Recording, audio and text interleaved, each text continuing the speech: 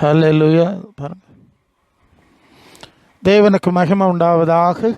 இந்த நாளிலும் மீண்டும் ஒரு முறை உங்களோடு சேர்ந்து தேவனை மகிமைப்படுத்தும்படியாய் பரிசுத்த ஆவியானவர் நம்மோடு என்ன பேச விரும்புகிறாரோ அந்த காரியங்களை உங்களோடு பகிர்ந்து கொள்ளும்படியாய் தேவன் தந்த கிருபைக்காய் நான் தேவனுக்கு துதி செலுத்துகிறேன்.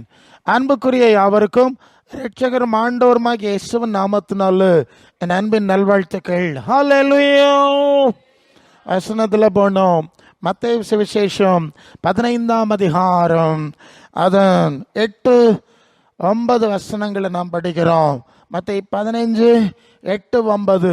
இந்த ஜனங்கள் தங்கள் வாயினால் என்னிடத்தில் சேர்ந்து தங்கள் உதடுகளினால் என்னை கனம் பண்ணுகிறார்கள், அவர்கள் இருதயமோ எனக்கு தூரமாய் விலகி இருக்கிறது. மனுஷருடைய கற்பனைகளை உபதேசங்களாய் போதித்து வீணாய் எனக்கு ஆராதனை செய்கிறார்கள் என்று ஏசாயா தீர்க்கதரிசி நன்றாய் சொல்லி இருக்கிறான் என்று சொல்லி இஸ்ரவேலர்களை குறித்து ஏசாயா தீர்க்கதரிசியின் மூலம் அது ஏசாயா 29:13 நாம் படிக்கிற அந்த வசனத்து ஆண்டவர் நினைப்பூட்டுறதை நம்ம பார்க்கிறோம். இஸ்ரவேலர்கள் தங்களை தேவனுடைய பிள்ளைகள் என்று நினைத்து கொள்ளுகிறார்கள். தாங்கள் மட்டும்தான் தேவனுடைய பிள்ளைகள் என்று நினைத்து கொண்டிருந்தார்கள். தங்களை தேவன் அங்கீகரிப்பார், தங்களை மட்டும்தான் அங்கீகரிப்பார் என்று நினைத்து கொண்டிருக்கிற சூழ்நிலையில்தான் ஏசாயா மூலம் கர்த்தர் பேசினார். இவர்கள் வாயினால் என்னை கனம் பண்றாங்க, பல மனுஷ கற்பனைகளின்படியெல்லாம் பல வழிபாட்டு முறைகளை செய்கிறாங்க, அவருடைய இருதயம் என்னை விட்டு விலகி இருக்கிறது. அந்த வார்த்தையை தான் நாம் சிந்திக்கணும். நாம் பல காரியங்களை ஆண்டவருடைய நாமத்தில் செய்யலாம், நாம் விசுவாசிக்கலாம். பல சபை சூழ்நிலையெல்லாம் இருக்கிறது, எல்லா சூழ்நிலையிலும் இருக்கலாம். நான் பல தமிழ்நாட்டிலும் கேரளத்திலும் பல விதமான சபை தெரு பிரசங்கத்திலிருந்து கன்வென்ஷன் சபை எல்லா சூழ்நிலையிலும் நான் நிற்கிறவேன். ஒவ்வொரு சபைக்கு போனால் எங்கள் சபை தான் ஆண்டவருடைய சபை, இங்கே தான் ஆண்டவர் இருக்கிறாருங்கிற மாதிரி கூட பேசக்கூடிய சூழ்நிலைகள் எல்லாம் உண்டு. ஸோ இப்படி பல சூழ்நிலை இருக்கட்டும்.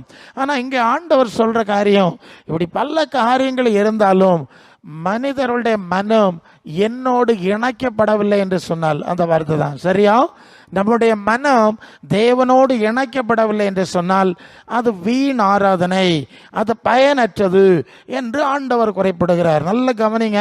பல மாதிரியான நம்பிக்கை, விசுவாசம், வழிபாடுகள் இருந்தாலும் நம்முடைய மனம் தேவனோடு இணைக்கப்படவில்லைன்னு எல்லாம் வேஸ்ட் ஆனது.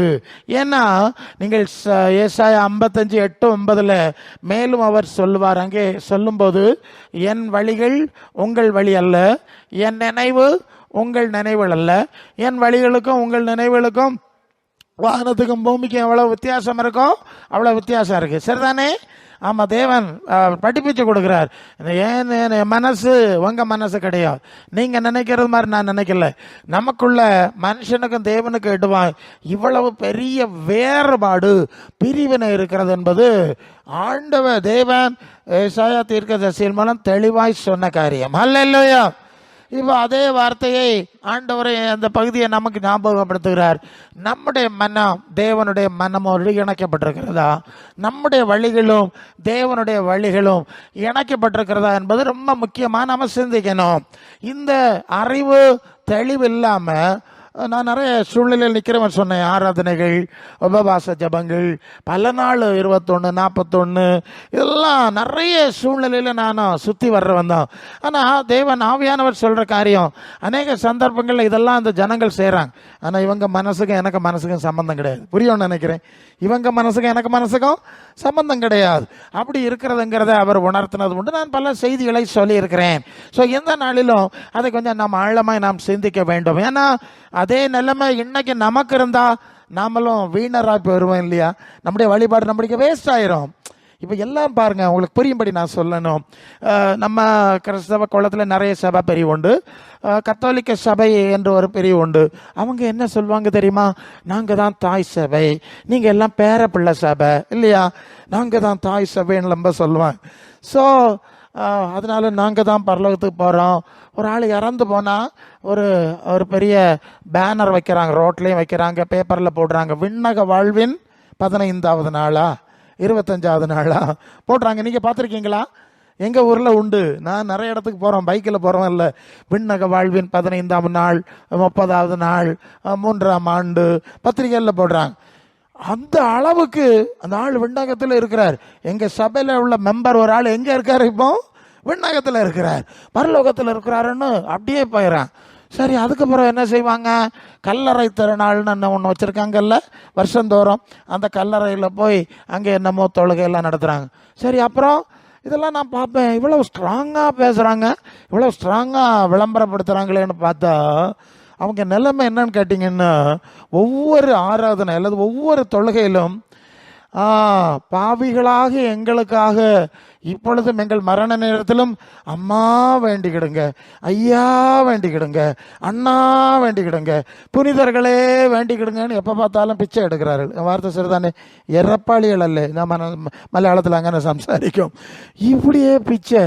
ஒரு பக்கம் விண்ணக வாழ்வின் இப்படின்னு தைரியமாக போட்டிருக்கு, மறுபக்கம் பிச்சை எடுக்கிறார்கள். இது என்ன கறக்க கூட்டம்? புரியும்னு நினைக்கிறேன் உங்களுக்கு. நம்ம மார்க்கம் எவ்வளோ பைத்தியக்கார கூட்டமாக மாறிட்டு இருக்குங்கிறத உங்களுக்கு கொஞ்சம் புரியணும் இல்லை? அப்படி ஒரு கூட்டம். இனி இன்னொரு கூட்டம் இருக்குது.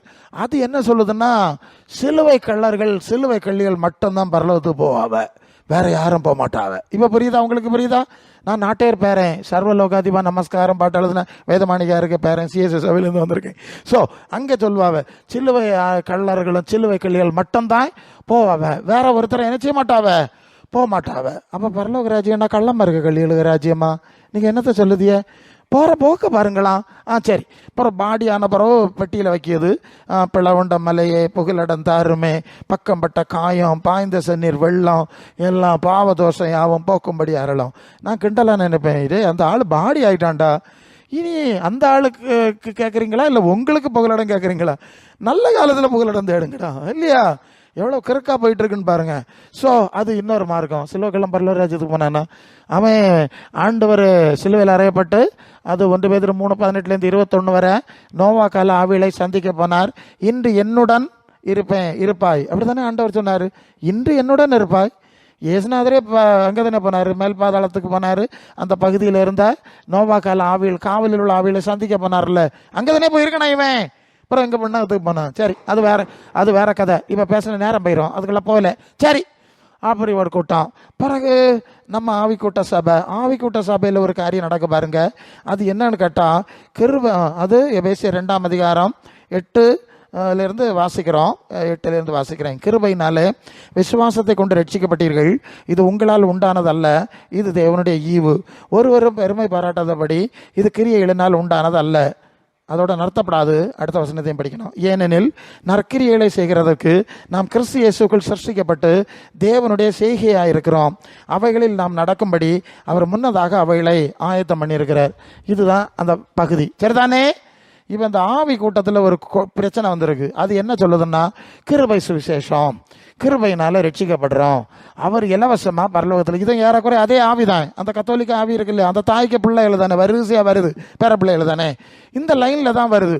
கிருபையினால தான் போகிறோம் பரலோகத்துக்கு, இது நம்மால் உண்டானது கிடையாது அப்படின்னு ஒரு கள்ளத்தனமான உபதேசம் வந்திருக்கு இல்லையா? கேட்கலையா நீங்கள்? ஆமாம், பைபிள் காலேஜ்லேயும் படிப்பிக்காங்க.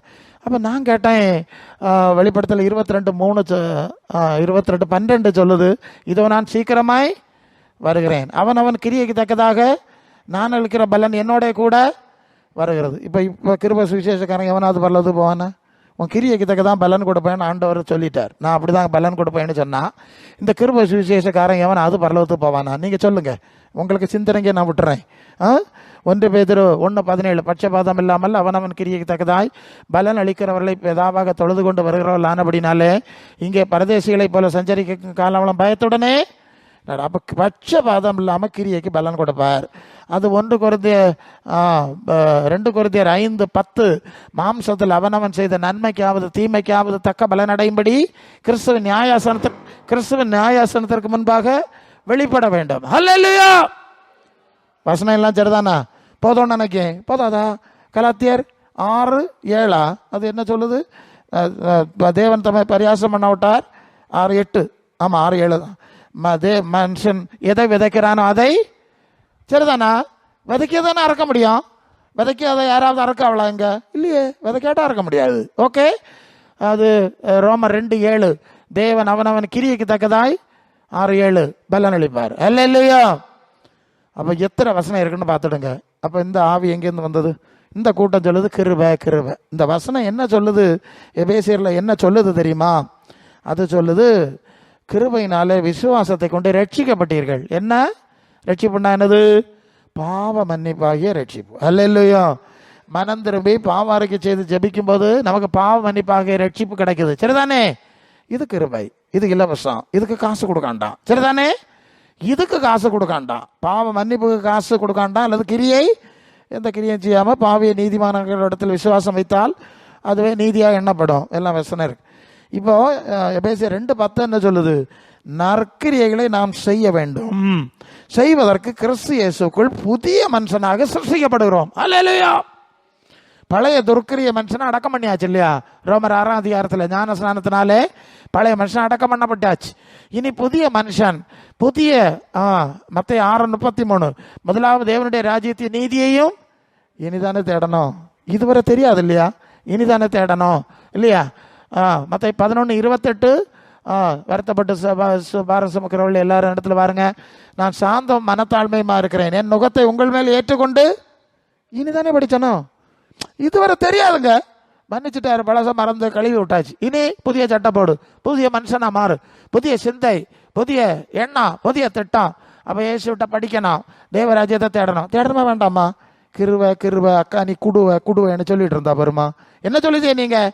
என்ன சொல்லுதியே? இப்படிதான் நம்ம மார்க்கம் பைத்தியகாரத்தை நமக்கு இருக்குது, நம்ம போயிட்டு இருக்கு. சரி, அப்போ நாம கிரியை செய்யணும். கிரியைக்கு தக்கதாய் வெளிப்படுத்தல் 14:13, கர்த்தருக்குள் மரிக்கிறவர்கள் பாக்கியவான்கள் என்று எழுது, அவர் பிரயாசங்களை விட்டு இளைப்பாறவர்கள் அவருடைய கிரியைகள் அவருடனே கூட போகும் போகும். வெளிப்படுத்தல் 19:8, சுத்தம் பிரகாசம் உள்ள மெல்லிய வஸ்திரம் தரித்துக் கொள்ளும்படி பரிசுத்தவான்களுக்கு அளிக்கப்பட்டது, அது பரிசுத்தவான்களுடைய நீதிகளே. சரியா?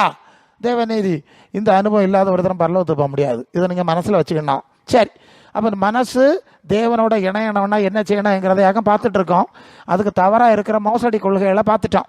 இப்போ ரோமர் 12:2 படிக்கணும். ரோமர் 12:2, நீங்கள் உங்கள் சரீரங்களை தேவனுக்கு பிரியமான ஜீவ பலியாக ஒப்புவிக்க வேண்டும் என்று தேவனுடைய இரக்கங்களை முன்னிட்டு உங்களை வேண்டிக் கொள்ளுகிறேன். இதுவே நீங்கள் செய்யத்தக்க புத்தி உள்ள. அப்போ புத்தி உள்ள ஆராதனை, புத்தி கெட்ட ஆராதனைன்னு 2 இருக்கா? சரியான ஆராதனை, வீணான ஆராதனைன்னு இருக்கா? வீண ஆராதனை பற்றி தான் ஆண்டவர் சொல்லிட்டார் முதல்ல. சரி, அப்போ உங்கள் வாழ்க்கையை பரலோக தேவ சித்தம் செய்யும்படி இந்த சரீரத்தில் வாழ்கிற வாழ்க்கையை, ஏன்னா சரீரத்தில் செய்த நன்மைக்காக தீமைக்காக தான் தக்க பலனடையும்படி கிறிஸ்துவ நியாயசனத்துக்கு முன்னாடி நிற்க வேண்டும். 2 கொரிந்தியர் 5:10. சரி, அப்போது நம்முடைய வாழ்க்கையை தேவ சித்தத்துக்கு அர்ப்பணிப்பது தான் புத்தி உள்ள ஆராதனையை தவிர கையடிச்சியதோ காலடிச்சியதோ சத்தம் போடுவதோ ஓலை போடுவதோ இல்லை. புரியுதா நான் சொல்லுது? முதல்ல இதை செய்துக்கிட்டு ஆவியானவருடைய நடத்துதலுக்கு வரணும். புரிஞ்சிருக்கோம்னு நினைக்கிறேன். இப்போ எல்லாம் தலைகளாக கிடக்குது, பிறப்பையா பிடிச்சி பிராந்து பிடிச்சி அலையுது. அல்லேலூயா. முதல்ல உனக்கு வாழ்க்கையை தேவ சித்தத்துக்கு கொடு. அது எப்படி கொடுக்குறது பிரசங்கியாரு? அடுத்த வாசத்தை என்ன சொல்லுது? 2ஆம் வசனம், நீங்கள் இந்த பிரபஞ்சத்துக்கு ஏற்ற வேஷம் தெரியாமல் பரலோக தேவனுக்கு பிரியமும் நன்மையும் பெரியவுமான தேவ சித்தம் இன்னதென்று பகுத்தறியத்தக்கதாக உங்கள் மனம் புதிதாகிறதுனாலே மறுரூபமாகணும். சரிதானே? இங்க என்ன போட்டிருக்குன்னா, இந்த பிரபஞ்சத்துக்கு ஏற்றபடி நீங்கள் சிந்திக்க கூடாது, நீங்கள் வாழக்கூடாது. பரலோக தேவனுக்கு பிரியமானது எவைன்னு பகுத்து பார்க்கணும், சிந்திக்கணும். அப்படி சிந்திச்சு நடக்கணும். வசனம் சரிதானே? ரொம்ப முக்கியமான ஒரு காரியம். இந்த பிரபஞ்சத்துக்கு ஏற்ப சிந்திக்கப்படாது, வாழப்படாது. ஏன் வாழப்படாதுன்னா, இந்த பிரபஞ்சம் முழுவதும் பிசாசுக்கு ஆளுகையில இருக்கு.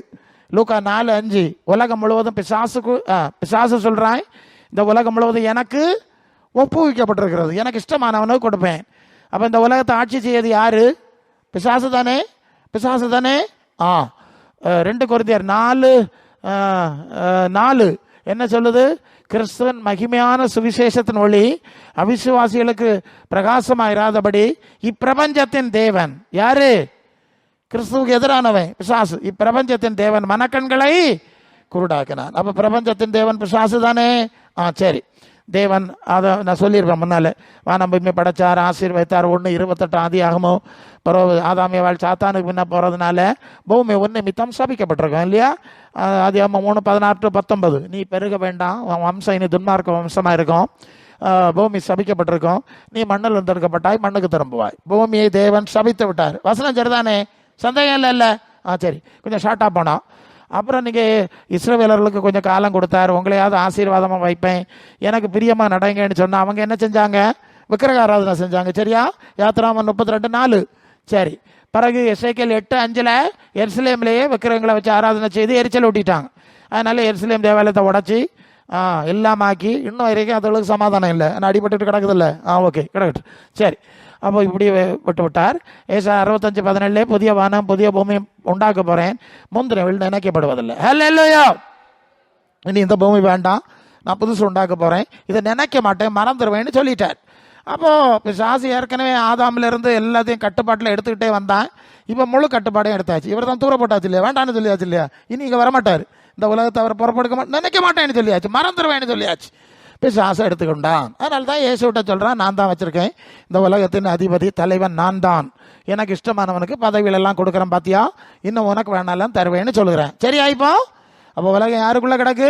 பிசாசுக்குள்ளே கிடக்கு. எபேசியர் 2:2 இவ்வுலக விளக்கத்தின்படி பூமியில் கிரியை செய்கிற கீழ்ப்படியாமன் பிள்ளைகளிடத்தில் கிரியை செய்கிற ஆகாயத்து அதிகார பிரபுவின் ஆவிக்கு ஏற்றபடி நடந்து கொண்டு வந்தோம். மனசு மாம்சம் விரும்புனவை செய்து சோபத்தினாலே கோபாக்கினேன் பிள்ளை. அப்போ ஆகாயத்து அதிகார பிரபுனா யாரு தெரியுமா? எபேசியர் 6:12 வான மண்டலங்களில் உள்ள பொல்லாதாவிகளின் சேனை, இதுதானே ஆகாயத்து அதிகார பிரபுவின் ஆவி. அப்போ உலகம் முழுவதும் பிசாசுக்குள்ளே கிடக்குது. சரிதானே? 1 யோவான் 5:19 உலகம் முழுவதும் பிசாசுக்குள்ளே கிடக்கு. மனுஷர் எல்லாம் இப்படியே பிசாசுக்கு இச்சையின்படி செய்கிறாங்க. 2 தீமோத்தேயு 2:26 பிசாசானுடைய இச்சையின்படி செய்ய அவனால் பிடிக்கப்பட்டிருக்கிறவர்கள் மனிதர்கள். அதனால தான் எல்லாம் அந்த உலகம் இப்படி சாபமும் துன்மார்க்கமும் பொல்லாப்பும் அதிலே கிடக்கு. ஆண்டவர் சொல்லிட்டார் யோவான் 18:36 என்னுடைய ராஜ்யம் எந்த உலகத்துக்குரியது இல்லைன்னு சொல்லிட்டார்.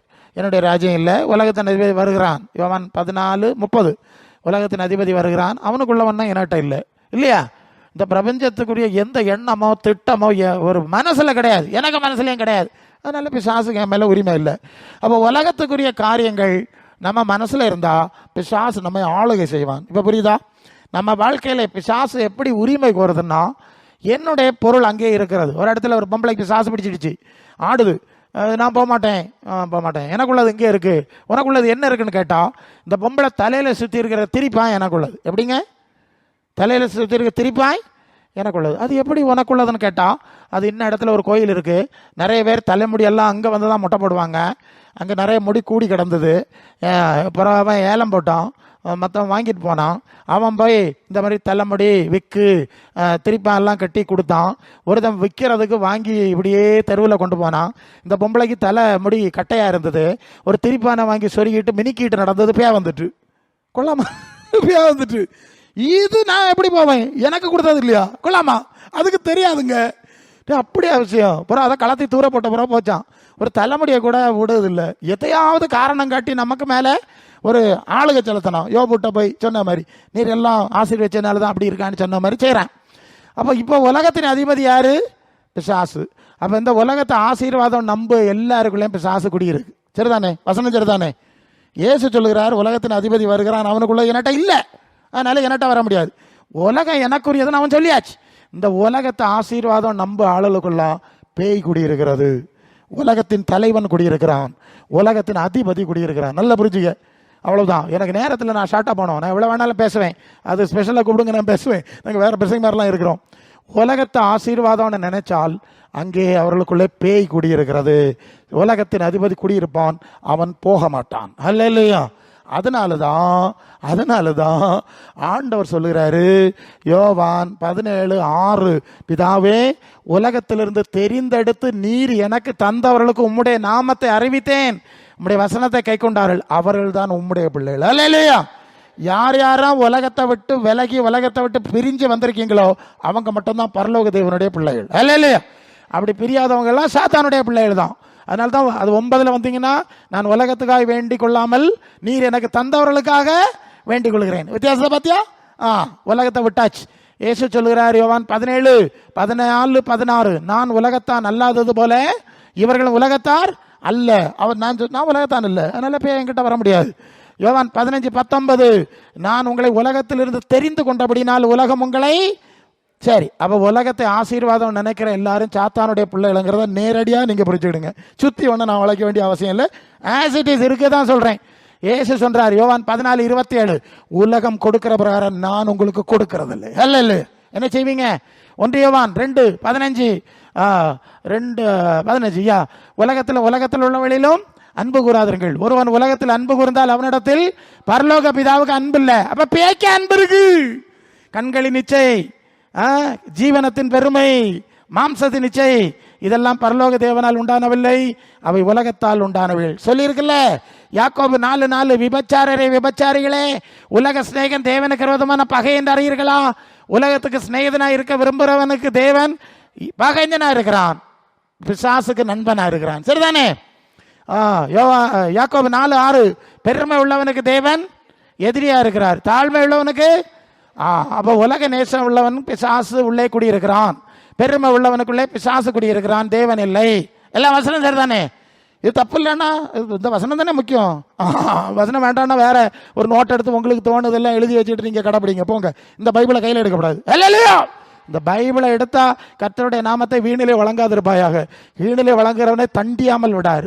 ரொம்ப சங்கடம் ஆயிப்போம். சரி, அப்போ இந்த உலக நேசம் நமக்கு இருந்தால் நாம் பரலோக தேவனோடு இணைக்கப்பட முடியாது, நடக்காது. நீ எந்த சொல்லு, வேற விளக்கம் வேணா போற சொல்லுகிறேன், இப்ப எனக்கு சமயங்கம்மி. சரி, அப்போ உலக நேசம் இருந்தா இயேசு வரமாட்டார், பரிசுத்த ஆவி வராது பரலோகத்தில். ஏன்னா அந்த இப்படி சொல்லியிருக்கு 1 கொரிந்தியர் 2:12, நாங்களோ உலகத்தின் ஆவியை பெறாமல் தேவனால் எங்களுக்கு அருளப்பட்டதை அறியும்படி தேவனிடத்திலிருந்து புறப்பட்டு வந்த ஆவியையே. இப்ப 2 ஆவி இருக்கா? 2 ஆவி இருக்கா? ஒன்று பரலோகத்திலிருந்து வாரது. யாருக்கு பரலோக ஆவி கிடைக்கும்னா, யாருக்கு மனசு பரலோக தேவனோடு இணைக்கப்படுமோ அவர்களுக்கு தானே அந்த ஆவி கிடைக்கும். சரிதானுங்க? யாருக்கு மனசு உலகத்தோடு இணைக்கப்படுதோ அவர்களுக்கு உலகத்தின் ஆவி கிடைக்கும். சரிதானே? சரிதானே? இதான் விஷயம். அப்போ நீங்க இயேசுன்னு சொன்னாலும் என்னதை சொன்னாலும் உலகத்தின் ஆவி வரும். அப்போ வந்திருக்கிற ஆவி உலகத்தின் ஆவியா பரலோகத்தின் ஆவியான எப்படி கண்டுபிடிக்கிறதுன்னு ஒரு பிரச்சனை இருக்குல்ல. எல்லாம் அந்நிய பாஷை தான் பேசுதுங்க. ஒரு இடத்துல ஒரு பொம்பளை இப்படி தான் அந்நிய பாஷை பேசி ஆடிச்சுது. நான் பிரசங்கம் ஆரம்பித்தேன், அது அங்கே இருந்து கையை முறுக்கிட்டு சொல்லிட்டு, டேய் நான் யாருன்னு தெரிய மாட்டான்னு. நான் சொன்னேன், நீ யாருன்னு தெரிய விரும்பல, ஓடி போய் நாயன்னு கீழே விழுந்து சர்ப்பம் மாதிரி நெளிஞ்சு வாமிட் பண்ணி ஓடி போச்சு. முதல்ல அந்நிய பாஷை, பிறகு சர்ப்பம், அதில் நிறைய பார்த்துருக்கோம். இப்போ சாசுக்கு அந்நிய பாஷை தெரியும். அவன் முன்னாள் தேவதூதன், அவன் தூதர் பாஷை பேச மாட்டானா? தமிழ்நாட்டில் பார்த்தா தமிழில் ஆடுது, கேரளத்தில் போனா எடோ இந்தாடா நான் அறியாமடா மலையாளத்தில் பேசு. எல்லா தேசத்துலையும் எல்லா பாஷையும் பிசாசுக்கு தெரியும். அதனால் அந்நிய பாஷைக்கு எதிராக பேசல, அந்நிய பாஷை பேசுறதுலாம் பரிசுத்தாவி கிடையாது. நாங்கள் நேரடியாக பார்த்துட்டோம்ல. இல்லையா? சரி, அப்போ பரிசுத்தாவி எப்படி அடையாளம் காணுதுன்னு கேட்டா, பரலோகத்தில் இருந்து வந்த ஆவி வந்தா அந்த ஆளுக்கு பரலோக சிந்தை வரும். என்ன சிந்தை வரும்? அது 1 கொரிந்தியர் 2:9, தம்முடைய உள்ள ஆயத்தம் பண்ணதை கண்ணு காணல காது கேட்கல, தேவனோ விளை தம்முடைய ஆவியினாலே நமக்கு. பரலோகத்தில் ஆவி வந்தா பரலோக வெளிச்சம் வரணுமா? பரலோக வெளிப்பாடு வரணுமா? சரி, அப்ப பூலோக வெளிப்பாடு வந்தா என்ன நடக்கும்? பூலோக ஆவி வந்தா என்ன நடக்கும்? அது 1 யோவான் 4:1 நீங்க எல்லா ஆவியும் நம்பப்படாது. அந்த ஆவி பரலோகத்திலிருந்து வந்தான்னு சோதிச்சு பார்க்கணும். தேவனுடைய ஆவியை எப்படி அறியலாம் தெரியுமா? மாம்சத்தில் வந்த இயேசுவை அறிக்கை பண்ணுகிற ஆவி தேவனால் உண்டாயிருக்கிறது அப்படின்னு அந்த வசனம் இருக்கு. அதை கொஞ்சம் சரியா மொழிபெயர்க்கணும். ஏன்னா உங்களுக்கு சொல்லணும், பிசாசுகளும் சொல்லுது. ஆமா, நீங்க லூக்காசு விசேஷத்துல வரும்போது 4:41 இயேசுவே தேவனுடைய குமாரனே, நீர் தேவனுடைய குமாரன்னு சத்தம் போட்டதா? பிசாசு சத்தம் போட்டது இல்லையா? லேகியவன் பிசாசு பிடிச்சிருந்தவன், அது லூக்கா 8:28 இயேசுவே தேவனுடைய குமாரன் உமக்கு எனக்கும் என்ன. அப்ப பிசாசு இயேசுவே தேவனுடைய குமாரன்னு சொல்லுது. இந்த ஆளோட இயேசுவே தேவனுடைய குமாரன் நம்பு, அவ இயேசுவேன்னு சொல்லுவாவ. அதனால அந்த ஆவி பரிசுத்தாவியா? பரிசுத்தாவியா கிடையாது. அந்த வசனத்தை சரியா புரியணும். அந்த வசனத்துக்கு மொழிபெயர்ப்பு இப்படி இருக்கு, மாம்சத்தில் வந்த இயேசுவை பிரதிபலிக்கிற ஆவி. என்னது? பிரதிபலிக்கிற ஆவி மட்டும்தான் பரலோகத்திலிருந்து வந்தது. அதாவது அது 2:6 இருக்கு. 1 யோவான் 2:6, அவருக்குள் நிலைத்திருக்கிறேன் என்று சொல்லுகிறவன் அவர் நடந்தபடியே தானும் நடக்க வேண்டும். சரிதானே? அப்ப இயேசு நடக்கிற வண்ணமாய் நடக்கிற ஆவி, நடக்க செய்கிற ஆவிதான் பரலோகத்திலிருந்து வந்த ஆவி. இப்ப புரியுதா? அதுதான் இயேசு கிறிஸ்துவுக்குள்ள இருந்த ஆவி. மற்ற ஆவி உலகத்தின் ஆவி. இப்படிதான் இயேசு இயேசுன்னு சொன்னாலும், இயேசு தேவனுடைய குமாரன் சொன்னாலும் அந்த ஆவியை நீங்க நம்பக்கூடாது. இயேசுனுடைய வார்த்தை உனக்கிட்ட இருக்கா? இயேசுனுடைய மாதிரி இருக்கா? அப்போஸ்தலருடைய மாதிரி இருக்கா? சரிதானே? அப்போஸ்தலர் 2:20 அப்போஸ்தலர் தீர்க்கதரிசி அஸ்திபாரம் கிறிஸ்து மூலக்கல்லுன்னு சொல்லி இருக்கு. அப்படிதான் இருக்கணும். அப்போ பரலோகத்திலிருந்து ஆவி வந்தா பரலோக வழிபாடு வரும். 1 யோவான் 4:5 என்ன சொல்லி இருக்கு? உலகத்தில் இருக்கிறவர்கள் உங்களில் இருக்கிறவர் பெரியவர், அவர்கள் உலகத்துக்குரியவர்கள் உலகத்துக்குரியவர்களை பேசுவார்கள். நாங்கள் தேவனை அறிந்தவன் எங்களுக்கு செவி கொடுக்கிறான். இதனால் வஞ்சிக்கிற ஆவி இன்னதென்றும் சத்திய ஆவி இன்னதென்றும் அறிந்திருக்கிறோம். சரிதானே? அப்போ பரலோக ஆவி வந்தா பரலோக ராஜ்யத்தை குறித்து பேசுவார்கள். உலகத்துக்கு எதிராக பேசுவார்கள். உலகத்துக்கு எதிராய். ஆமா, அது யாக்கோபு 4:5 நம்மில் வாசமாயிருக்கிற ஆவியானவர் வைராக்கிய வாஞ்சை விடவர். அல்லையா? வைராக்கிய வாஞ்சை. யாக்கோபு 1:27 அந்த கடைசி வசனம், உலகத்தால் கரைபடாதபடி காத்துக்கொள்வதுதான் தேவனுக்கு என்ப மாசில்லாத சுத்த பக்தியா இருக்கிறது. உலகத்தால் கரைபடுவதெல்லாம் அசுத்த பக்தியா இருக்கிறது. சரிதானே? வசனம் தானே? நல்லா புரிஞ்சுக்க. பேய் எப்படி உங்க வீட்டுக்கு வருது, உங்க வாழ்க்கையில இருக்கு, ஏன் போவேல என்னன்னா நீங்க பாத்துக்கணும். உங்க மனசுல உலகத்தின் உயரத்துல ஏறணும்னு ஆசை இருந்தா, உலகத்தை ஆசீர்வாதம்னு விசுவாசிக்கக்கூடிய நன்மை இருந்தா, நிலைமை இருந்தா பேய் போவாது. அல்ல? அப்ப என்ன செய்யணும்?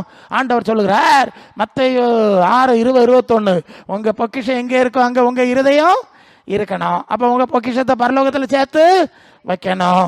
கொலோசையர் 3:1-2 சொல்லுது, கிறிஸ்து தேவனுடைய வலது பார்சத்தில் இருக்கிற மேலானவைகளை தேடுங்கள், பூமிக்கிறவைகளை அல்ல. அப்ப பரலோகத்துல மனசு வச்சா பரலோக ஆவி வரும், பரலோக வெளிப்பாடு வரும். பூலோக ஆவி வந்தா பூலோக வழிபாடு வரும்.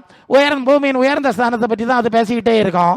ஆனா பரலோகத்தில் இருந்த ஆவி வந்தா எபேசியர் 2:7 உன்னதங்களில் அவரோடு கூட உட்காரவும் செய்தார். உன்னதங்களை பற்றி பேசிட்டு இருக்கோம். வெளிப்படுத்தல் 3:21 நான் ஜெயங்கொண்ட பிதாவாகி தேவனுடைய வலது பாசத்தில் இருக்கிறது போல ஜெயங்கொள்கிறவனை என்னோடு கூட உட்கார பண்ணுவேன். அப்ப முதலாவது நம்முடைய மனம் தேவனோடு இணைக்கப்படாமல் இருப்பதற்கு தடையா இருப்பது உலக நேசம். சரியா? உலக நேசம் அது எந்த வடிவத்தில் உங்க மனசுல இருந்தாலும், உங்க மனசு பிசாசோட இணையும், உலகத்தோட இணையும், பரலோகத்தோட இணையாது, பரலோக தேவனோடு இணையாது, பரலோக தேவ ஆவி வராது. அப்படி ஒண்ணு வந்தது மாதிரி காட்டுதுன்னா அது உலகத்தின் ஆவி, அது பரலோகத்திலிருந்து ஆவி கிடையாது. இல்லையா? இதுதான் நமக்கு பிரச்சனை. அப்ப நம்முடைய மனம் தேவனோடு இணைக்கப்படும்படி நீங்க பாவ அறிக்கை செய்யணும். முதல் அறிக்கை என்னன்னா, உலகத்தை நேசிக்க மாட்டேன், உலகத்தை ஆசீர்வாதம்னு நினைக்க மாட்டேன். ஏன்னு சொல்லேன். ஏன் உலகத்தை நேசிக்கப்படாது தெரியுமா? இன்னும் ஒன்று சொல்லட்டா? இந்த உலகம் என்ன செஞ்சுன்னா, ஆபேல் முதல் சகரியாவின் மகன் பகரியா வரை இரத்த சாட்சிகளாய் அநேக பரிசுத்தவான்களை கொன்ற உலகம். எப்படி? பரிசுத்தவான்களை படுகொலை செய்த உலகம். இயேசுவை சிலுவையில் 2 கள்ளம்மாருக்கு நடுவில் கொலை செய்த உலகம். ஸ்தேவானை நடு ரோட்டில் போட்டு கல்லறிஞ்சு கொன்ன உலகம். பேதுருவை தலைகளாய் சிலுவையில் அரைஞ்ச உலகம். யாக்கோபை பட்டயத்தால் வெட்டி கொண்ட உலகம். பவுல் தலையை வெட்டி கொண்ட உலகம். நீங்கள் வெளிப்படுத்தல் 6:9 அவர் 5ஆம் முத்திரையை உடைத்த போது தேவ வசனத்து நிமித்தம் தாங்கள் கொடுத்த சாட்சி நிமித்தம் கொல்லப்பட்டவருடைய ஆத்துமாக்களை பலிபீடத்தின் கீழே கண்டேன். அவர்கள் பரிசுத்தமும் சத்தியமுள்ள ஆண்டவரே தேவரீர் பூமியின் மேல் குடியிருக்கிறவரிடத்திலே எங்கள் இரத்தத்தை குறித்து எதுவரைக்கும் நியாய தீர்ப்பு செய்யாமலும் பழி வாங்காமலும் இருப்பீர் என்று மகா சத்தம் மட்டும் கூப்பிட்டாரு. நல்லா கவனிக்கிறீங்களா? இந்த உலகத்திலே படுகொலை செய்யப்பட்ட பரிசுத்தவான்கள் எல்லாம் பரதீசில இருந்து கதறி கொண்டிருக்கிறார்கள். என்ன கதறாங்க? எங்களுக்கு இந்த உலகத்தை எப்ப நியாயம் தீர்ப்பீர், எப்ப நியாயம் தீர்ப்பீர்னு கதறிட்டு இருக்காங்க. நீங்க அதை ஆசீர்வதிக்க முடியுமா? சொல்லுங்க. நீங்க உங்களால முடியுமா? அது நவர் நடக்காது. ஆண்டவரே சொல்லிட்டாரு, நான் இந்த உலகத்தான் அல்ல. அது அதனாலதான் 1 பேதுரு 3:7-13 இப்போ இருக்கிற வானம் பூமி அந்த வார்த்தையினாலே அக்கினிக்கு இரையாக வைக்கப்பட்டிருக்கிறது. பஞ்சபூதங்கள் வந்து உரி போறது, தேவனுடைய நீதி வாசம் பண்ணுகிற புதிய வானம் புதிய பூமிக்கு காத்திருக்கிறோம். நீங்க ஒருவேளை நான் ஆவிக்கு பெந்தெக்கோஸ்தே சபையில தான் அதிகமாக பேசுறேன். அவங்க காதல கழுத்தில் போட மாட்டாங்க, வெள்ளை எல்லாம் கட்டிக்குவாங்க. அது கூட ஒரு நூதனம் சொல்லட்டா, இங்கே தான் இப்படி இருப்பாங்க. கல்யாண வீட்டில் போனால் எப்படி போவாங்க நீங்கள் வேணாங்க பின் பாருங்க, நல்ல புரியணும். இங்கே சர்ச்சுக்கு வரும்போது மட்டும்தான் கொஞ்சம் அப்படி இப்படி இருப்பாங்க, அது ஞாயிற்றுக்கிழமை மட்டும்தான் அப்படி இருப்பாங்க. கல்யாண வீட்டுக்கு போனால் எப்படி போவாங்கன்னு உங்களுக்கு தெரியும்ல. நான் இப்படியே எல்லாம் பார்த்துருக்கேன். ஆண்டவரே இது என்னன்னு பார்த்தா ஆண்டவர் சொல்லலே, வெளியே தான் தாலி நூல் அறுத்துருக்கு, உலகம் மனசுக்குள்ளே கிடக்குது அம்படம் உலகம் கொள்ளாமா. டேய் நீ இப்படி ஆண்டவரே மனசுக்குள்ள உலகம் கிடக்கு, உலக நேசம். பூமியின் உயர்ந்த ஸ்தானத்தில் யார் இது அப்படி இருந்தால் வரி அப்படி எழுதி வச்சிருக்க வாக்குத்தத்தம் எல்லாம் பார்த்து பாரு, டைரியை வாங்கி பார்த்து பாரு, அவ்வளோ மண்ணுக்குரிய வாக்காரியம் தான் எழுதியிருப்பாங்க. உன்னதங்களுக்கு போகிறத எழுத மாட்டாவ, புதிய சரின்னு எழுத மாட்டாவ. வேணா நீ வாங்கி பாரு. ஆவியானவர் பேசுகிற ஆளாம் அப்படி ஆண்டவர், ஏன்னா நான் செய்தி சொல்லணும் இல்லை சபைகளுக்கு அப்படின்னு சொல்லுவார். அப்போ உங்கள் மனசில் இந்த மாதிரி உலக நேசம் இருந்தால் உங்கள் மனசு பரலோகத்துக்கு போகாது, தேவனோட இணையாது, பரிசுத்தாவி கிடைக்காது, உங்கள் ஜபத்துக்கு பரலோகத்துலேருந்து பதில் வராது. இல்லை இல்லையோ? அப்போ இருதயம் தேவனோடு இணைக்கப்படணும்னு சொன்னால் நம்முடைய மனம் தேவனோடு இணைக்கப்படத்தக்கதாய் இந்த உலக நேசத்தை அறிக்கை பண்ணணும். இனிமேல் இந்த உலகத்தை நேசிக்க மாட்டேன், இது ஆசீர்வாதம்னு நினைக்க மாட்டேன். இது ஒரு இடத்துல ஒரு சம்பவம் நடந்துட்டு ஒரு பாஸ்டர், நான் வர்றது அப்படியே பேசிடணும். பாஸ்டருக்கு பையனுக்கு கொஞ்சம் சாசு பிரச்சனை, வயிற்று பிரச்சனை, அது இதெல்லாம் வந்தது. எல்லாம் வந்து ஒரு ஜப வீட்டில் அவரை வச்சிருக்கு. நான் இப்படி எல்லா ஊழியங்களையும் சுற்றிட்டு வருவேனா, அந்த ஜப வீட்டுக்கு தற்செயலாக வந்தோடனே அன்னைக்கு சனிக்கிழமையா நோக்கான கூட்டம் உண்டு, நான் போனேன். அப்போது அந்த பாஸ்டர் சொன்னார், வாங்க இருங்க. கூட்டம் முடிஞ்சோடனே அது 3 நாள் கூட்டம் நடக்கு பாஸ்டர். இங்கே நான் இருக்காலே பையன், அந்த பையனுக்கு இப்போ சாசுக்கு ஒத்துரும், சில பிரச்சனை எல்லாம் இருக்குது. தாப்பனார் ஊழியம் செய்கிறாரு, அவனை இந்த ஜோப வீட்டில் கொண்டு வச்சிருக்கு. நீங்கள் வந்தியா இல்லையா, இருங்க, இதெல்லாம் ஜோம் பண்ணி அவங்களுக்கு ஆலோசனை எல்லாம் சொல்லிட்டு போங்க. சரி, நான் அப்படி இருந்து ஜோம் பண்ணிட்டு இருந்தேன். அப்போ ஆண்டவர் ஒரு காரியத்தை எனக்கு உணர்த்தினார். பாஸ்டருக்கு மோகம் இல்லையா, இவருக்கு ஏன் இப்படி ஆச்சுன்னு கேட்டா, ஆனால் யாரையும் வச்சு சொல்லலை, வர்றத சொல்கிறேன். அப்போ ஆவியானவர் சொல்கிறாரு, இவன் உலகத்தை ஆசீர்வாதம்னு பிரசங்கம் பண்ண, நீங்கள் நல்லா கவனிச்சுக்கணும். அப்படியா, உலகம் இப்படி சாபத்தில் இருக்குது, இப்படி இருக்குது, அதனால உலகத்தின் அதிபதி உள்ளே வந்துட்டான், புரியலையா? அப்படியா? நான் உடனே அந்த பாஸ்டரை கூப்பிட்டு தனியாக போனோம். நாங்கள் பாஸ்டர் இப்படி ஒரு காரியம் ஆண்டவர் உணர்த்தாரு, நீங்கள் அப்படி பேசுவீங்களா? ஆமாம் பாஸ்டர், இப்போ எல்லா டிவிலையும் யூடியூப்லேயும் எல்லாரும் பூமியின் உயர்ந்த ஸ்தானத்தில் ஒன்றை யாரையும் இருக்கா பண்ணுவேன் அப்படி இப்படின்னு தான் பேசிகிட்டு இருக்காவ. அதனால நானும் சபையாரை உற்சாகப்படுத்த வேண்டி பேசினது உள்ளதான் பாஸ்டர். அப்போ நான் விளக்கி கொடுத்தேன், இந்த பூமிக்கு கதை இது தானே, இயேசுநாதரை சிலுவையில் இறந்த உலகம் தானே, அதெல்லாம் சொல்லி எல்லாம். ஓ அப்படி இல்லையா பாஸ்டர், തെറ്റി പോയല്ലോ, അവർക്ക് മലയാളം തമിഴോ കലந்து തെറ്റി പോയല്ലോ, അങ്ങനെയാണോ, അപ്പോൾ எல்லாரும் അങ്ങനെ பிரசங்கிச்சല്ലോ அப்படின்னு. அது தெரியாது, எனக்கு ஆவியானவர் உணர்த்தினார் சொன்னேன். அப்படியா? அதனால பிசாசு இந்த பயல் அவனை என்ன செய்வான், இப்போ பார்த்தாலும் செல்ஃபோனில் உலகத்தில் தான் இருந்தான். இதை கேட்டு, அதாவது நம்ம உலகத்தை ஆசீர்வாதம் பேசும்போது உலகத்தின் ஆவி நம்ம பிடிச்சிக்கிடுது, நம்ம பிள்ளைகளை பிடிச்சிக்கிடுது, குடும்பத்தை பிடிச்சிக்கிடுது, புரியுதா? நமக்கு கொஞ்சம் கண்ட்ரோல் இருக்கும், நம்ம கொஞ்சம் விஷயம் அனுபவம் உள்ளவே இல்லையா, கொஞ்சம் பிள்ளைகளுக்கு தெரியாது, மாட்டிக்கிட்டு அதன் வழி பேய் உள்ள வந்துட்டு. ஓ அப்படியா, അങ്ങനെ ஆனோ, அப்போ நீங்கள் அதை அறிக்கை பண்ணுங்கள். ரகசியமாக தான் பேசணும் நாங்கள் 2 பேரும். நீங்கள் அறிக்கை பண்ணுங்கள், நம்ம திட்டிடுவோம், மாட்டிடுவோம், இதெல்லாம் சரி பண்ண தான் என்ன விரட்டுறாரு. சரின்னு சொல்லி ஓகேன்னு அவர் ஒப்பு கொடுத்து தனியாக அவர் ஜோம் பண்ணார். அவருக்கு மட்டும் தான் சொன்னேன், தனியாக தான் சொன்னேன். அப்புறம் அந்த பையன்கிட்ட அதை சொன்னேன், கூப்பிட்டு இப்படிலாம் இருக்குது பார்த்துக்க, வசனம் இதாகும், உலகம் இருக்க இடத்துல பியா வருதான், இது பிரசங்கி மாதிரிக்கு தெரியல பார்த்துக்க, சபைக்குள்ளே பியா வந்துடுது. ஏன்னா பிரசங்கி மாதிரி அப்படியே பேசி பேசி பேய உள்ளே கொண்டு வந்தாச்சு இல்லையா, சபைக்குள்ளே அசுத்தாவியை கொண்டு வந்தாச்சு, அவங்களுக்கு தெரில அப்படின்னு. அப்போ அவனும் அறிக்கை பண்ணான், தாழ்த்தினான், ஜெபம் பண்ணான், ஆண்டவர் சுகத்தை கொடுத்தார், விடுதலை கொடுத்தார். வேறு போகிறோம், படிக்க போனான், பைபிள் காலேஜ் இங்கே படிக்க போகிறான், ஊழியங்களுக்கெல்லாம் போவான்னு சொன்னாங்க. இல்லையா? அப்போ உங்களுக்கு புரியுதுன்னு நினைக்கிறேன். உலகத்தில் இது விசுவாசிகளை ஏமாத்து வஞ்சிக்கிறாவி. இல்லையா? விசுவாசிகளை ஏமாந்துருவாங்க. ஏன்னா பைபிளில் பழைய ஏற்பாட்டில் அதெல்லாம் இருக்கு இல்லையா, அங்கே இருக்குது. ஆண்டவர் சொல்லுகிறார், நீங்கள் முடிக்கணும், நீங்கள் புறப்பட்டு போய் சகல ஜாதியையும் சீசர் ஆக்கணுமா, பக்தர் ஆக்கணுமா? ஓ அடுத்த பிரச்சனை ஒன்று முன்னால் வந்ததை நான் சொல்லி ஆகணும். அடுத்த பிரச்சனை, இப்போ எல்லா இடத்துலையும் இயேசு ஆராதிக்கணும்னு சொல்லு அவளே தவிர அவருக்கு சீசர் ஆக்கிறத சொல்லலை. வசனம் சரிதானே, சீசர் ஆக்கிறது கேட்டீங்களா நீங்கள்? யோவான் 4:1 சொல்லுது, அவர் அநேகரை சீசர் ஆக்கி ஞானஸ்நானம் கொடுத்தார். எப்படி ஞானஸ்நானம் கொடுத்தார்? அப்போ சீசர் ஆக்கணுமா, பக்தர் ஆக்கணுமா? அடுத்த பிரச்சனை முன்னால் வந்துட்டு. சீசர் ஆக்குறதுனா என்ன தெரியுமா? அது யோவான் 8:31-32. இயேசு தம்மை விசுவாசித்த யூதரிடத்தில் சொல்கிறார், நீங்கள் என்னுடைய உபதேசத்தில் நிலைத்திருந்தால் மெய்யாகவே என்னுடைய சீசர்களாய். அப்போ இயேசுனுடைய உபதேசத்தில் நிலைச்சிருக்கிறது சீசத்துவம். ஆராதனை என்னது? சாமியே சத்தம் போட்டுட்டு இறங்கி போயிடுது. அப்படித்தானே செய்யவா இப்போ எல்லாரும் அப்படித்தானே செஞ்சுட்டு இருக்காங்க. அவருக்கு வசனத்தை வாசிக்கல. யோவான் 13:15 நான் செய்த போல செய்யும்படி உங்களுக்கு மாதிரியை வச்சு போனேன், என்னுடைய மாதிரியின்படி செய்கிறவர்கள் பாக்கியவான்கள். இப்போ யாராவது இயேசுவின் மாதிரியில் நடக்காவளா சொல்லுங்க? 1 பேதுரு 2:21 அவருடைய அடிச்சு ஓடுகளில் நடந்து வரும்படி அவர் நமக்கு மாதிரியை வச்சு போனார்ல, அவருக்குள்ள நினைச்சிருக்கிறவன் நடந்தபடி நடக்கணும்னு 1 யோவான் 2:6 சொல்லுது. சீஷத்துவம் இல்லாம இயேசு ஆராதிக்கிற பக்தர் ஆனதுனால பேய் வந்துடுறான். ஏன்னா அவர் சொல்லாதது இயேசு ஏற்படுத்தல. பிதாவினுடைய திட்டம் இயேசு ஆராதிக்கிறதல்ல, இயேசுவின் பிள்ளைகளா இயேசுவின் சீஷத்துவத்தில் இருக்குது. மத்த 7:21 பரலோகத்தில் இருக்கிற பிதாவின் சித்தப்படி செய்கிறவனே பரலோக ராஜ்யத்தில் பிரவேசிப்பான். என்னை கர்த்தாவே கர்த்தாவேன்னு சொல்லுகிறவன் பிரவேசிக்க மாட்டான். என் நாமத்தில் பேவர் எட்டினாலும் சரிதான், அற்புதம் செஞ்சாலும் சரிதான், தீர்க்கதரிசனம் சொன்னாலும் சரிதான், பரலோக ராஜ்யத்தில் போக முடியாது. புரியுதுலையா சொல்லுது? அப்போ இயேசுவின் மாதிரிப்படி வசனத்தின்படி வாழுகிற சீஷத்துவம் இன்னைக்கு சபையில் இல்லாமல் இயேசுவுக்கு பக்தர் ஆகுதல் ஒரு ஆராதனை, அது தனி இஷ்யூ. அதுக்குள்ள நான் இப்போ போல ஒரு தவறான கொள்கை வந்திருக்கிறது. அதனால பரிசுத்தாவி வராது. ஏன் டேய், உங்கள்கிட்ட என் குமாரன் அனுப்பி அவருக்கு சீசர் ஆவையாகன்னு சொன்னேன், பக்தராக சொல்லலை. நான் சொல்லாததை செஞ்சா எனக்கு ஆவியை உங்களுக்கு தர முடியாது. அதானே விஷயம். நீங்கள் வேத புரட்டு பண்ணீங்கன்னா அது வேத புரட்டு ஆவி வரும். நீங்கள் வந்து யோவான் 8:44 பிசாசு ஆதி முதல் மனுஷ கொலைபாதகன், அவன் பொய்யனும் பொய்க்கு பிதாவும், அவன் சொந்தத்தில் எடுத்து பேசுகிறவன். நான் சொன்னது ஒன்று. நீங்கள் வந்து ஆதி திருச்சபையில் சீசர்கள் பெருகினார்கள், அந்தியோக்கியாவில் தான் சீசர்களுக்கு கிறிஸ்தவர்களுங்கிற பேரே உண்டாயிட்டு இருக்கு. சரிதானே? அந்த இயேசு ஆராதிக்கிற அனுபவமே இருக்காது. ஆதி திருச்சபையார் பரிசுத்த பிள்ளையா இயேசு நாமத்தில் அற்புதங்களை நடக்கும்படி செய்தவர்களும் ஜோம் பண்ணுறாங்க. இது ஆவியானவர் பேசினார். ஃபுல்லாக தெற்றியாச்சு. அதனால் எனக்கு ஆவியாவிகளுக்கு வர முடியலை.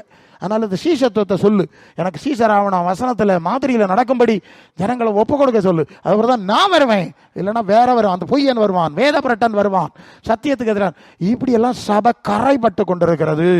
இது நமக்கு தெரியலை. அவங்க ஏதோ செய்கிறாங்க, நாம் ஏதோ வடிவத்தில் போகிறோம். நீங்கள் கேட்குற எல்லா கேள்விக்கு நாங்கள் பதிலளிப்பேன், அவனை பிரச்சனை கிடையாது. 600% எனக்கு யூடியூப்ல இருக்குது, அது வேறு. சரி, உங்களுக்கு ஷார்ட்டாக சொல்லணும். ஒன்று, நம்முடைய மனம் தேவனோட இணைக்கப்படணும். இது ஆண்டவர் எனக்கு தந்த வார்த்தை. அதுக்கு தடையாக இருக்கிற முதல் காரியம் உலக நேசம்னு சொல்லிட்டேன். 2வது காரியம் இயேசுக்கு சீசர் ஆகாமல் இருக்குது. புரியுதா? சீசர் ஆகாமல் பக்தர் கத்தோலிக்கரும் அதான் செய்கிறாங்க, மற்றவர் எல்லாரும் செய்கிறாங்க. இந்த விஷயம் தடையாக இருக்குது. அப்போ என் வழியில் நடக்கும்படி, சீசத்துவத்தில் நடக்கும்படி அவர்களுக்கு நீ போதிக்கணும், சொல்லிக் கொடுக்கணும். நான் சொல்கிற மாதிரி நடப்பேன், நீர் நடந்த மாதிரி நடப்பேன், உங்களுடைய அப்போஸ்தலர் நடந்த மாதிரி நடப்பேன். நான் கட்டளை இட்ட வேளை உபதேசம் பண்ணும்படி ஏற்படுத்தினேன். அது மற்ற 28:19-20. நீங்கள் ஏசாயாவும் எரேமியாவும் உபதேசமாக போதிக்க முடியாது. இங்கே அஸ்திபாரம் வந்து இயேசுவும் அப்போஸ்தலரும் சொன்னது. இதுக்கேற்ப ஏதாவது இருந்தால் எடுத்துக்கலாம், பிரச்சனை கிடையாது. இப்போ நம்மளாம் எடுத்திருக்கோம், அதுக்கு முரண்படாமல் எடுக்கணும் இல்லையா? இயேசு உன்னதங்களில் உயரங்களில் உட்காருவேன்னு சொன்னால் நீங்கள் உலகத்தின் உயரத்தில் உட்கார்றதுன்னு பேசுனா சாத்தான் வேலை செய்றீங்க. சரிதானே? இயேசு இப்படி இல்லை சொன்னார், அதுக்கேற்ப பேசுங்க. அங்கே வசனம் இருந்தால் எடுத்துக்கலாம். நான் கர்த்தருடைய வீட்டிலே நீடித்த நாட்களாய் நிறைய இருக்குது, அதெல்லாம் எடுத்துக்கலாம், தப்பு கிடையாது. அஸ்திபாரம் எங்கே இருக்கணும், அதுக்கேற்ப போனால் பிரச்சனை இல்லை. பிசாசு வேத பரட்டான் பைபிளில் தான் இருக்குன்னு சொல்லி சபையெல்லாம் தலைகளை மாற்றிட்டான். பரிசுத்தாய் போயிடுச்சு, பரிசுத்தாய் வரல. இவன் அசுத்தாவி வஞ்சிக்கிறாவி கை கால் உதறிட்டே உட்காந்துருக்கு. அதனால சமயம் வரும்போது பேய் போக மாட்டேங்குது, வியாதி போக மாட்டேங்குது, அந்த ஆதி கால அற்புதம் நடக்க மாட்டேங்குது. இப்போ புரியுதா? அதுதான் விஷயம். அப்போ இன்னும் சீசத்துவத்தில் திரும்புங்க. உலக நேசத்தை விட்டு நீங்கள் திரும்பி உபவாச ஜபந்தான் இல்லையா? அவையானவர் நம்மோட பேசி நம்ம என்ன செய்யணும்? சீர்படுத்தணும். நீங்கள் சீர்பட்டா மட்டும்தான் பரலோக ஆவியனுடைய ஆளுகைக்குள்ள நீங்க வர முடியும். அது எங்க ஸ்தாபனம் இப்படி, எங்க சங்கம் இப்படி, உங்க சங்க எந்த ஸ்தாபனத்தையும் பரலோகம் அங்கீகரிக்காது. நேராக சொல்லிடுறேன். அது வெளிப்படுத்தல் 3:5 சொல்லுது, ஜெயங்கொள்ளுகிறவன் எவனோ அவனை பிதா முன்பாக பரிசுத்த தூதர் முன்பாய் யார் அறிக்கை பண்ணது? பிஷப்பா? ஸ்தாபன தலைவர்களா? நானா? பாஸ்டரா? யாரே? இயேசு. அப்ப இயேசு சொன்ன வார்த்தையில் நடக்கணுமா வேண்டாமா? என்னால எல்லாமல் பிதா, எல்லாம் சபைக்கு தான் சொல்றோம், எல்லாம் மேன்மை பாராட்டப்படாது. ஏசப்பா இப்படி தான் சொல்லியிருக்கார். அவர் சொன்னபடி செஞ்சால் அவருக்கு இடத்துக்கு போகலாம். அவர் காட்டுற வழியில் நானே வழியும் சத்தியம் சொல்லியிருக்கார். அந்த தெளிவோட நீங்கள் நடக்கலைன்னா கத்தோலிக்க சபைக்கு கத்தோலிக்க ஆவி இருக்கிற மாதிரி, சிஎஸ்எஸ் சபைக்கு அந்த பாரம்பரிய ஆவி இருக்கிற மாதிரி, பெந்தகோஸ்து சபையில் நிறைய பாரம்பரிய ஆவி இருக்குது. தெரியுமா உங்களுக்கு? ஒரு சபைக்கு போகிறோம், இன்னொரு சபைக்கு போகிறவனுக்கு மொத்த பார்த்து சிரிக்க மாட்டான், பிரைஸ்லாட் சொல்ல மாட்டான். இவன் அவனை வஞ்சிக்கிறாவின்னு சொல்லுவான், அவன் இவனை வஞ்சிக்கிறாவின்னு சொல்லுவான். இல்லையான்னு சொல்கிறேன். ஒரே ஆவிதானே இருக்கு, அவங்களுக்கே தெரியுது நமக்குள்ள நிறைய இருக்குன்னு. எஸ், அந்த சிக்கல்ல நம்ம சிக்கப்படாது. ஆண்டவரோட ஐக்கியம் ஆனோம்னா உலக நேசத்தை விட்டு மனசை பரலோகத்தில் வச்சிரு. One and the only way, வேற வழி இல்லை, சமரசம் கிடையாது. ஏன்னா இப்போ என்ன பிரச்சனைனா, கத்தோலிக்கர் சொல்றாரு நாங்க பெரிய சபையார், இவெல்லாம் எங்க போடுறாவ, இப்படி ஒவ்வொருத்தரும் பெரிய சபை பெரிய இது ஒன்றும் பரலோகத்துக்கு எடுபடாது. அல்ல இல்லையா? இது இடுக்கமான வாசல்ல சிலர் போறாரு. அல்ல இல்லையா? ஊருக்கு 1 வம்சத்துக்கு 2 அப்படித்தானே இருக்கு.